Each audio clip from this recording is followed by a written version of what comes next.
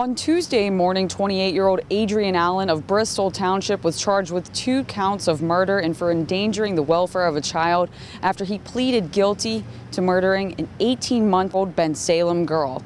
This was what I would call a great compromise for both sides. We were able to get a life sentence for the murder of little Camille, and the defendant was able to avoid the death penalty, which I'm sure weighed heavily on his mind. After obtaining all the discovery and investigating his background, we with Mr. Allen determined that our primary job here was to see that he didn't receive the death penalty.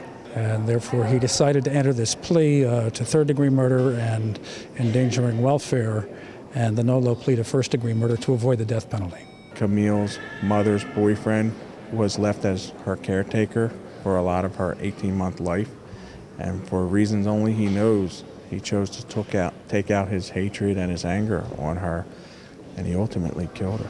Right now, he'll be in Bucks County Prison for 30 days, and then he'll probably go to Graterford for 2 or 3 weeks, and then from there he'll go to Camp Hill for perhaps 3 months, where he'll be classified, and they'll decide what prison would be appropriate for his life sentence. In this instance, the family knew that the sentence was not going to be affected by whatever they had to say, and obviously you could see they're really grief-stricken, so they chose not to speak out. I don't know if this brings closure to a family or not, but at the least it's one chapter that's closed in the book here, and hopefully now Camille can rest in peace.